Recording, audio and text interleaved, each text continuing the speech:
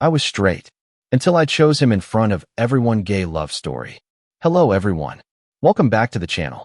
Before we jump into today's story, we have one small favor to ask.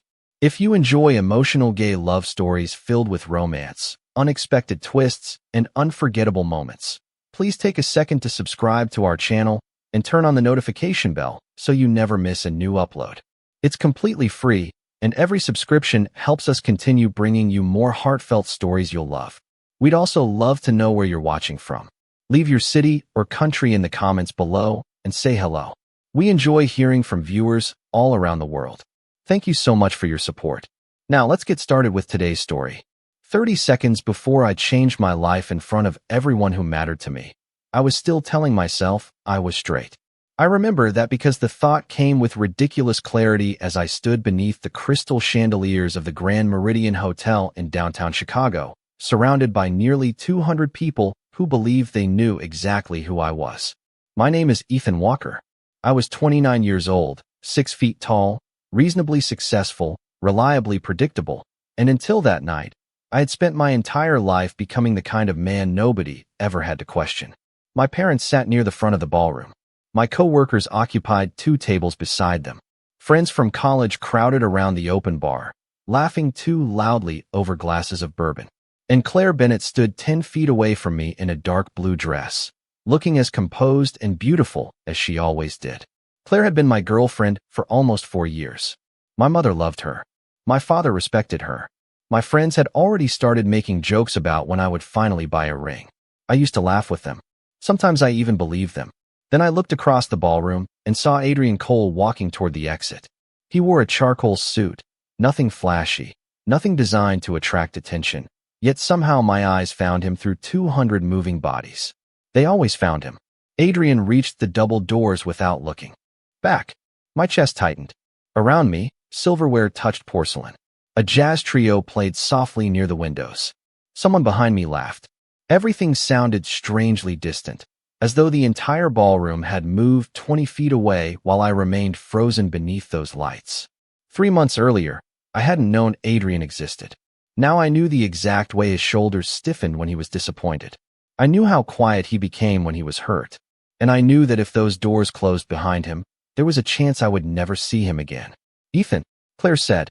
I looked at her. There was no anger in her face. That somehow made it worse. She already knew where I was looking. Maybe everyone did. Adrian placed one hand on the brass door handle. My heart slammed once against my ribs. Don't do it, I told myself. Stay here. Stay quiet. Let him leave. Go back to the life that makes sense. I had a good job, good parents, good friends, a woman beside me who deserved honesty long before I had learned how to give it. Everything I was supposed to want was standing inside that ballroom. Everything I couldn't explain was about to walk out of it. Adrian pulled the door open. Cold November air slipped inside, stirring the white curtains beside the entrance. I heard myself say his name. Adrian. It wasn't loud. It didn't need to be. He stopped.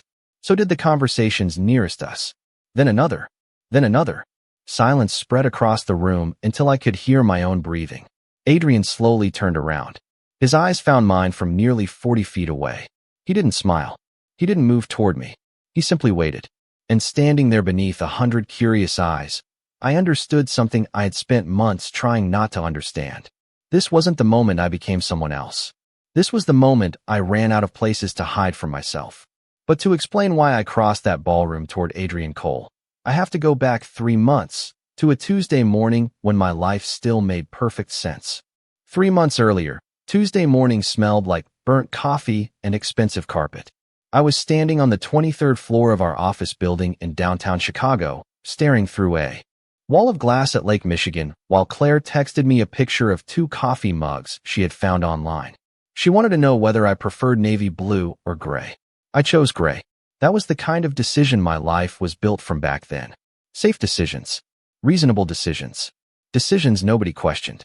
I worked as a senior account manager for a commercial real estate firm, made enough money to stop checking my bank balance before ordering dinner, rented a 1-bedroom apartment in Lincoln Park, and spent most weekends with Claire. We had routines polished smooth by repetition. Friday dinner at the Italian place near her apartment. Sunday breakfast with my parents twice a month. Christmas in Wisconsin with her family. Summer weekends at my father's cabin when work allowed it. Nothing was wrong. That was what made everything harder to understand later. Claire was kind, funny, patient, and smarter than almost anyone I knew. She remembered my mother's birthday without checking a calendar. She brought soup when I was sick. She could tell when I had a bad day from the way I said hello. If somebody had asked me that morning whether I loved her, I would have said yes without hesitation. Maybe that was true. Maybe love can be real and still not be the whole truth. I did not know that yet. At 9:15, my boss, Daniel Mercer, called the senior team into the conference room. I grabbed my coffee and took my usual chair near the window. Daniel stood beside the screen with the expression he wore whenever somebody important was about to enter our lives. "We landed Cole Urban Development," he said. That got everyone's attention. Even I knew the name. Cole Urban had been buying and restoring commercial properties across the Midwest for years. Their newest Chicago project was worth more than anything our team had handled that quarter. "Their representative will be working directly with Ethan," Daniel continued. I nearly spilled my coffee. "Why me?" "Because you are good with difficult clients." Everyone laughed. I did too. Then the conference room door opened. The man who walked in was not what I expected. Adrian Cole looked about 32, maybe 33, with dark brown hair, pale skin, and a charcoal jacket folded neatly over one arm. He was not smiling. He did not need to. There was something calm about him that made the room settle without anyone being asked. Daniel introduced us. Adrian shook 3 hands before reaching mine. "Ethan Walker," he said, reading my name from the folder in front of him. His voice was low and steady. "I have heard good things. Hopefully only the believable ones." That earned the smallest smile. Our hands separated. Nothing happened. No lightning. No revelation. No dramatic realization. I simply sat down while Adrian took the chair across from me and started discussing timelines, budgets, and zoning approvals. For the next 40 minutes, I told myself I was paying attention to the presentation. Mostly I was. But I noticed things I had no reason to notice. The way Adrian paused before answering difficult questions. The silver watch on his left wrist. The way he listened without interrupting. The fact that he never checked his phone once. When the meeting ended, everyone stood. Adrian gathered his papers, glanced toward me, and said, "I suppose we will be seeing a lot of each other." "Looks that way." He nodded and walked out. I watched the door close behind him for 1 second too long. Then Daniel said my name, and I realized I had not heard the question he had just asked me. For the next 2 weeks, Adrian Cole became part of my routine in ways I pretended not to notice. He arrived at our office every Tuesday and Thursday at exactly 8:30 in the morning, carrying black coffee and a leather portfolio, always dressed like he had somewhere more important to be afterward. We spent hours reviewing contracts, construction schedules, and tenant proposals. Adrian was demanding, but never rude. If he disagreed with me, he explained why. If I proved him wrong, he admitted it. That should have been all I noticed. Instead, I started recognizing the sound of his footsteps outside my office. I knew he drank his coffee without cream. I knew he loosened his watch when meetings ran late. I knew his expression changed almost imperceptibly when something genuinely amused him. None of that meant anything. At least, that was what I told myself. One Thursday evening, most of the office had emptied by 6:30. Rain streaked the windows, turning downtown Chicago into blurred ribbons of white and red light. Adrian stood beside my desk reviewing a revised proposal while I answered a message from Claire. She wanted to know whether I could meet her parents for dinner Saturday. I typed yes, placed my phone face down, and looked up. Adrian was watching me. "What?" I asked. "Nothing." That did not look like nothing. He closed the folder. "Your girlfriend?" "Claire." "Yes. She seems nice." I frowned. "You have never met her. You have mentioned her 17 times. I laughed despite myself. "You counted." "No." A pause. "Probably." That small smile appeared again. I looked away first. The rain tapped steadily against the glass. For some reason, the office suddenly felt too quiet. I stood and walked toward the window, pretending to study the traffic 23 floors below. Adrian joined me, leaving several feet between us. "Can I ask you something?" he said. "Depends." "Why do you keep looking at me?" My stomach tightened. "I do not." "You do." That is a strange thing to say. It is a strange thing to notice. I turned toward him. His expression was calm, almost annoyingly calm.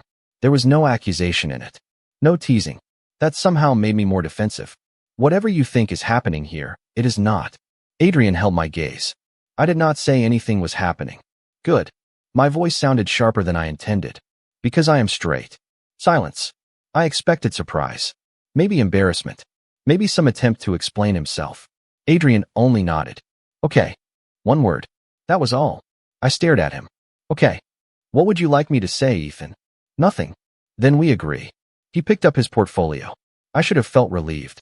Instead, irritation rose inside me for reasons I could not explain. You brought it up. I asked why you were looking at me. And I answered. Adrian slipped on his jacket. No. You answered a different question. My mouth went dry. He walked toward the door, then stopped with his hand resting on the frame. For what it is worth.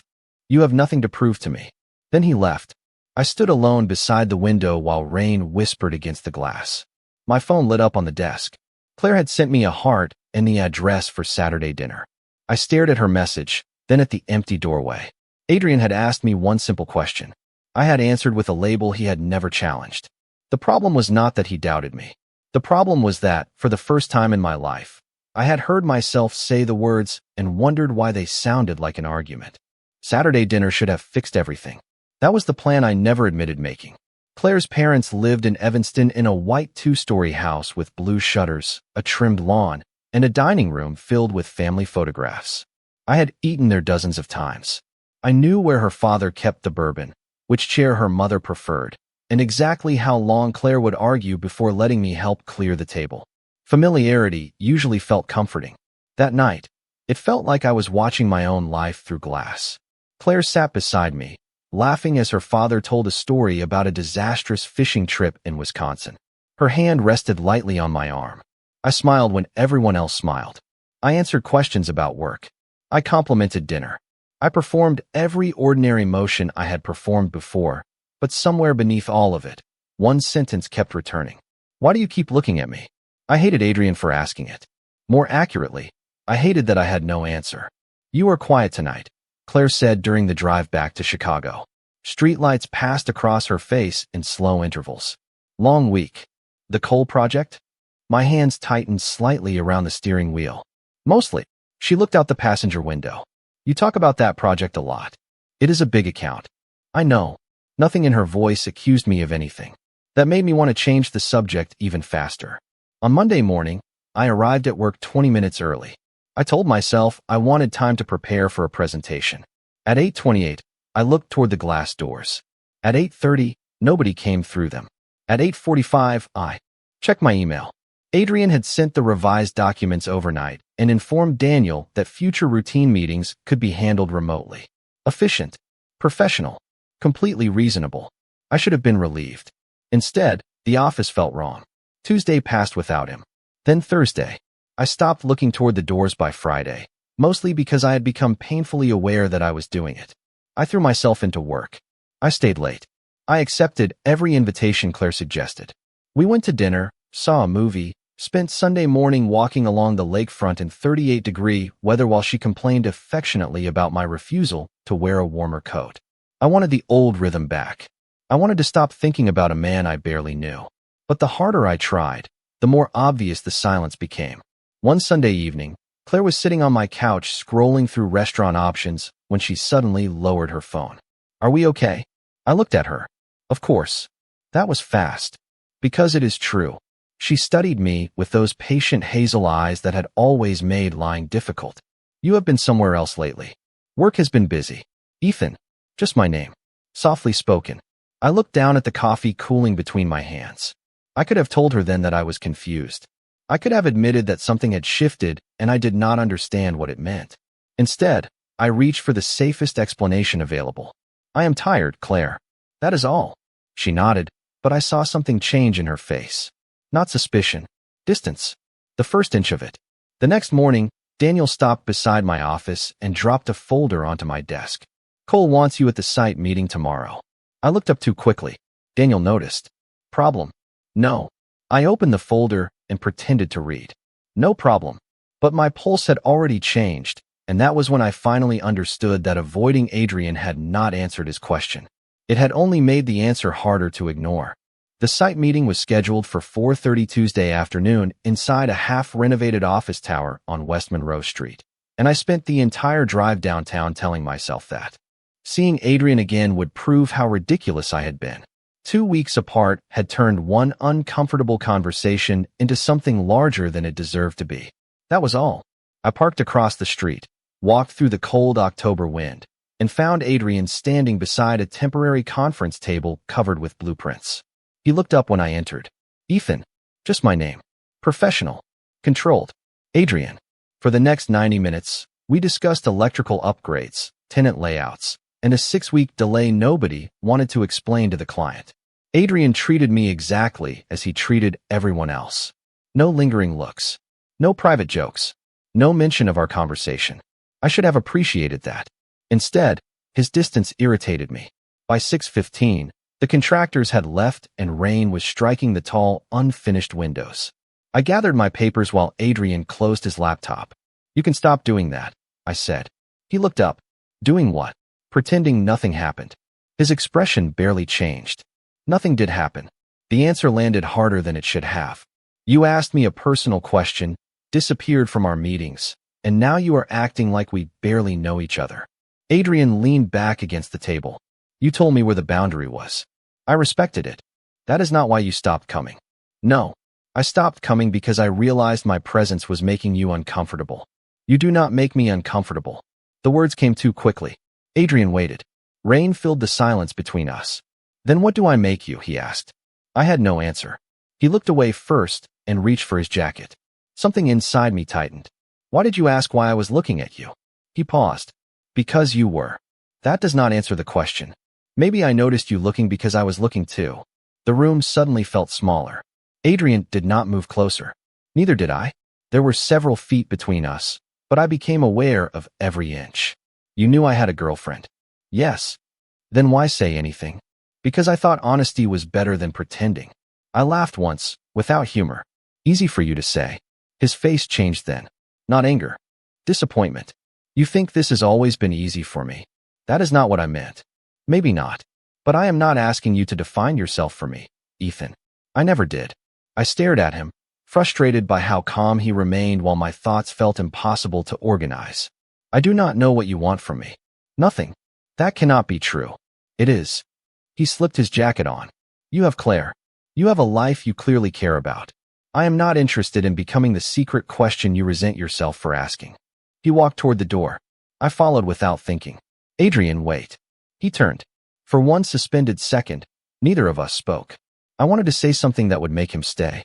I wanted to understand why that mattered. Instead, I stepped closer, then stopped. The distance between us was suddenly less than a foot. Adrian searched my face. My breath caught. I could have closed that distance.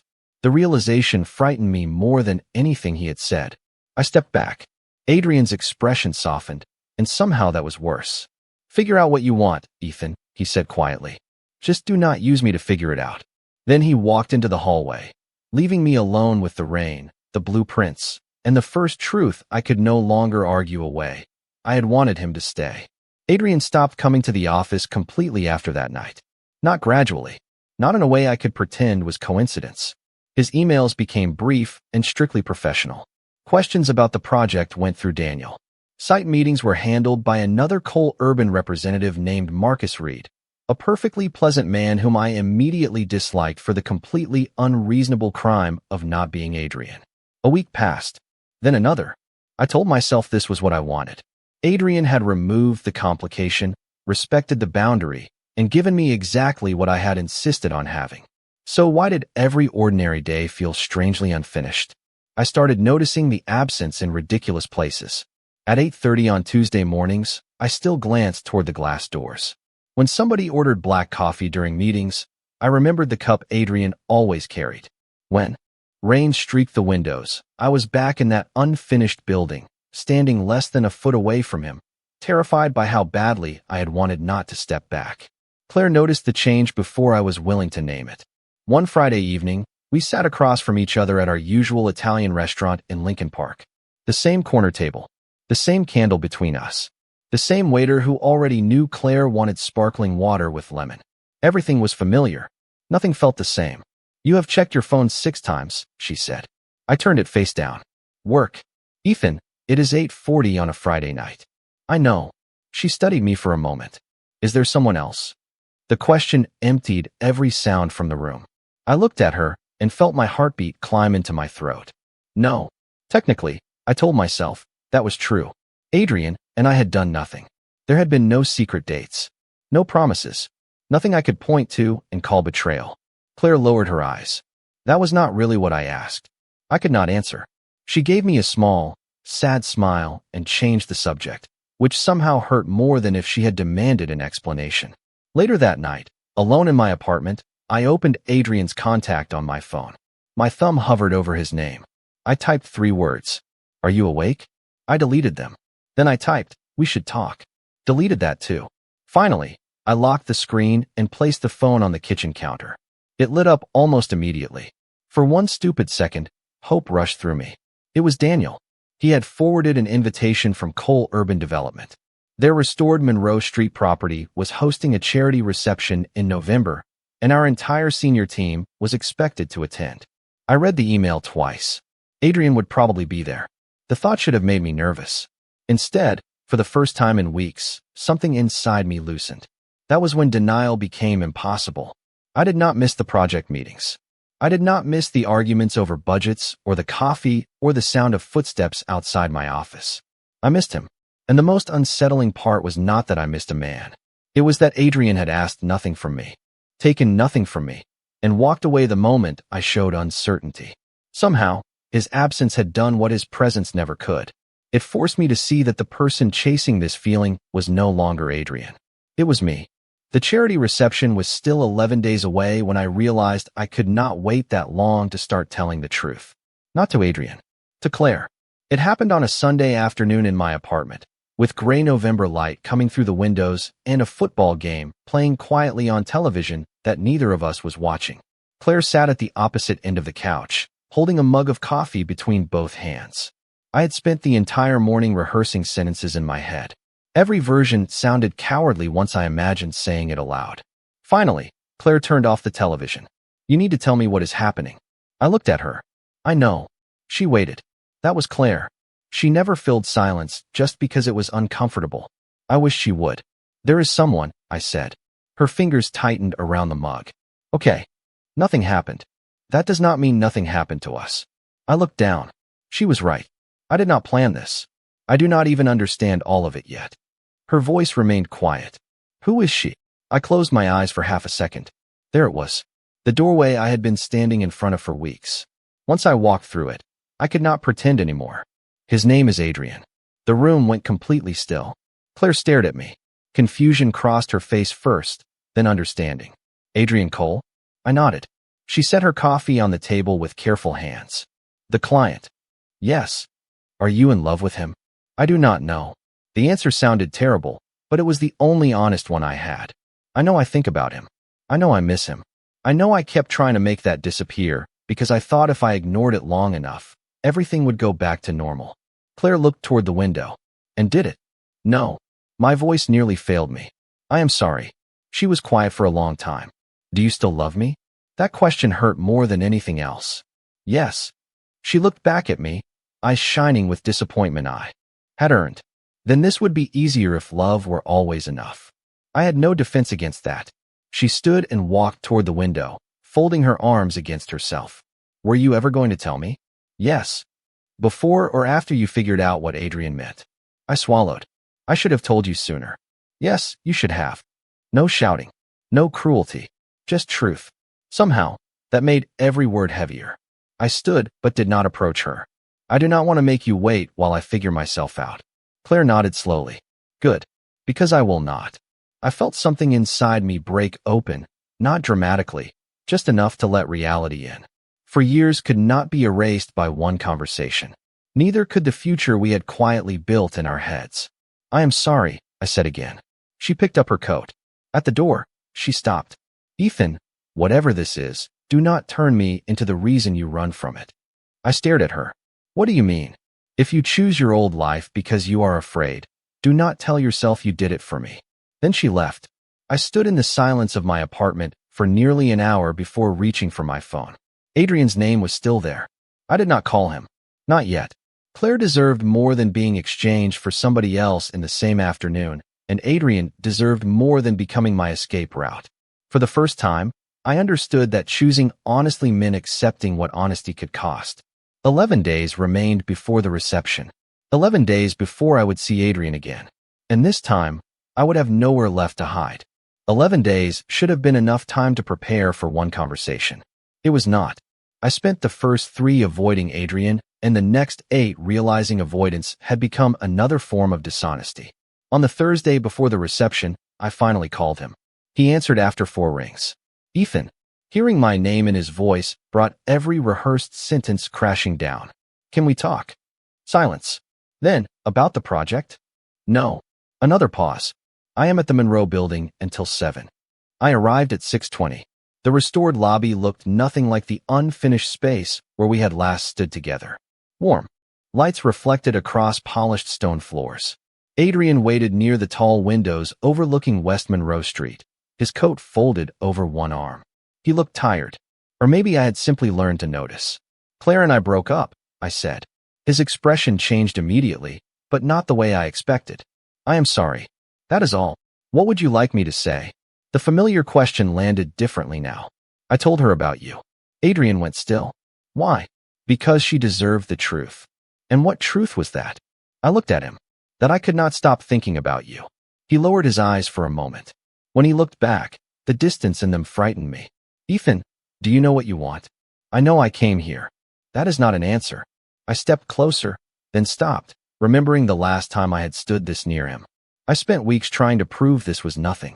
Then you disappeared, and somehow that made everything louder. Adrian's jaw tightened. You should not have ended 4 years with someone because of me. I did not. He studied me. Claire and I ended because I was no longer being honest with her. You were the reason I finally noticed, but you were not the reason the truth mattered. For the first time, some of the guardedness left his face. And now I am trying not to lie to myself. Adrian looked through the window at the evening traffic below. Trying is not the same as being ready. I know. Do you? He turned toward me. Because I will not be somebody you call when the doors are closed and forget when they open. The words settled heavily between us. I would not do that. You do not know that yet. I wanted to argue, but he was right. Adrian continued, quieter now. I like you, Ethan. More than I should. That is exactly why I am saying no. My chest tightened. No to what? To becoming the private version of a life you are afraid to live publicly. I looked down at my hands. I am trying to understand who I am. Then understand it. For yourself. Not for me. He picked up his coat. Will you be at the reception? I asked. It is my company's event. Then I will see you there. Adrian gave me a sad smile. You will see me. That does not mean anything changes. He walked toward the elevators. Before the doors closed, he looked at me one final time. You do not owe me a choice, Ethan. The elevator door slid shut. I stood alone beneath the warm lobby lights, hearing the sentence again and again. Adrian thought he had released me from choosing. What he did not understand was that for the first time in my life, I wanted the choice to be mine. The reception began at 7 on a cold November night, and by 7:45 I had spoken to 30 people without remembering a single conversation. The Grand Meridian Ballroom glowed beneath crystal chandeliers. Beyond the windows, Chicago glittered against the dark edge of Lake Michigan.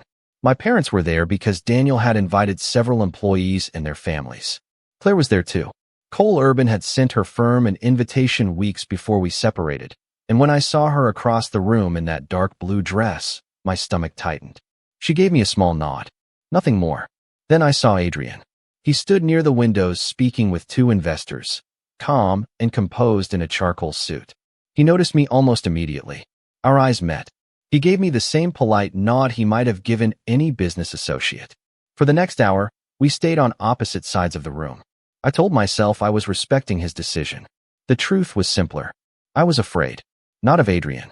Of being seen choosing something I could no longer explain with the version of myself everyone already knew. Around 9, my mother touched my arm. Are you all right? Yes. She followed my gaze before I could stop her. Adrian was speaking to Daniel near the doors. My mother looked back at me, but she did not ask. Somehow, her silence felt like a mirror. Then Adrian shook Daniel's hand, collected his coat, and headed toward the exit. That was the moment everything returned exactly as I remembered it. Claire 10 feet away. My parents near the front tables. Coworkers surrounding me. Adrian reaching for the brass door handle. Every safe instinct I had spent 29 years building told me to stay still. So I said his name. Adrian. The room quieted. He stopped and turned. 40 feet separated us. I crossed the first 10 before my courage could disappear. Then another 10. I could feel people watching, but something strange happened halfway across that ballroom. Their opinions became quieter with every step. By the time I reached Adrian, I could hear only my breathing. Ethan, he said softly, you do not have to do this. I looked at him. That is the problem. I do. His eyes searched mine. Do what? I swallowed. Stop pretending I need an answer for everyone before I am allowed to be honest with myself. Nobody spoke behind me. I do not know what label fits me tomorrow, I continued. I know what I believed about myself 3 months ago. I know Claire mattered to me. I know none of that becomes fake because this is real too. Adrian glanced past me toward the ballroom. They are watching. I know. And you are okay with that. I thought about Claire. About my parents. About every easy answer I had hidden behind because uncertainty frightened me. Then I held out my hand. Adrian stared at it. I am not asking you for forever, I said. I am asking whether you will let me stop running. His expression softened. Slowly, he placed his hand in mine. I tightened my fingers around his, and for a second we simply stood there, surrounded by everyone I had spent my life trying to please. Then Adrian stepped closer. His eyes searched mine one last time, as if giving me every chance to change my mind. I didn't. I lifted my free hand to his face and leaned toward him. Adrian met me halfway, and we kissed beneath the chandeliers, quietly at first, then with the certainty I had been running from for months. Somewhere behind us, someone drew in a startled breath. I knew my parents were watching. I knew Claire was watching. I knew nearly 200 people could see us. For once, I didn't look away. When we finally separated, Adrian stayed close, his forehead almost touching mine. There was fear in my chest, but something stronger had finally taken its place. I looked into his eyes and understood that I had not crossed that ballroom simply to choose him. I had crossed it because I was finally ready to let everyone see the choice I had already made. No applause followed. No dramatic declaration. Just warmth, silence, and the realization that the ceiling had not fallen because people finally saw something I had been afraid to see myself. I looked back once. Claire met my eyes. There was sadness there, but she nodded. My father looked confused. My mother reached for his hand. Nobody had magically understood everything. Neither had I. But Adrian was beside me, and for once uncertainty did not feel like failure. It felt like the beginning of an honest life. I had spent 29 years becoming the man everyone expected me to be. Loving Adrian did not teach me to become someone else. It taught me, finally, to ask who I wanted to be.